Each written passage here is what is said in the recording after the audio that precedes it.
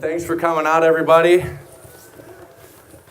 So, in the summertime, they always say, hey, is it hot enough for you? Nobody says, is it cold enough for you, right? Now, I want to make this short and sweet. So my name is Mark Bradley Morrow, and unbeknownst to probably all of you, for the last 12 years, God has gotten me all around the country speaking at Pregnancy Resource Center fundraisers, pro-life events, churches, and Christian schools. And I have a very special message that is rarely acknowledged and rarely talked about. Since Roe v. Wade in 1973, about 61 million American babies have been denied the right to life, liberty, and the pursuit of happiness.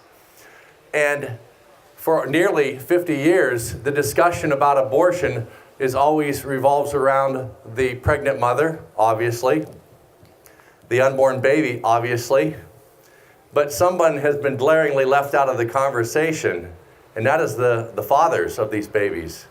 Because for each of those 61 million babies that have been aborted, each of them had a father.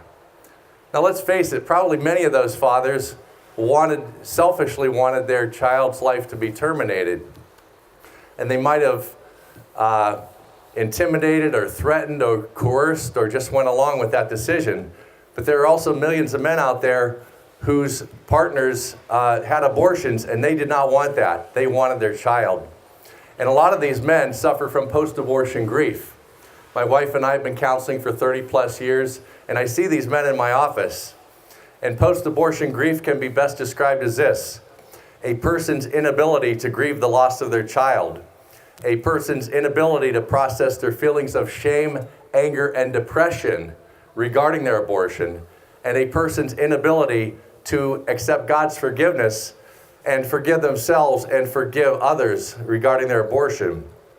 You see, I can stand up here and professionally attest to the fact that abortion does indeed hurt men. But probably more importantly, I can personally attest to the fact that abortion hurts men.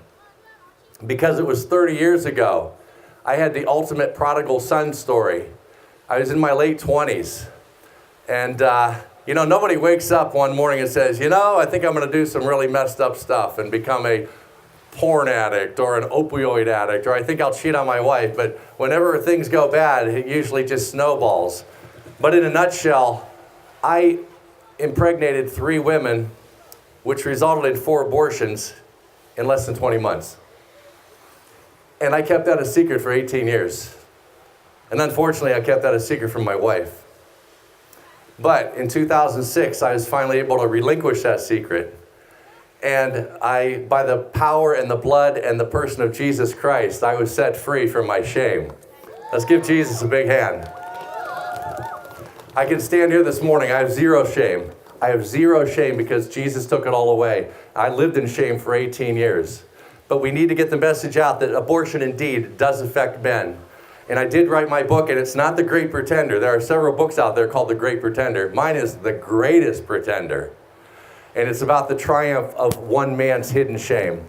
I've had some major pro-life leaders read it and endorse it. Norma McCorvey, Roe v. Wade, she endorsed my story.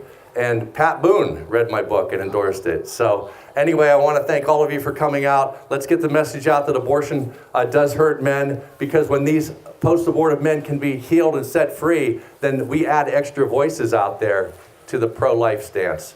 Thank you very much.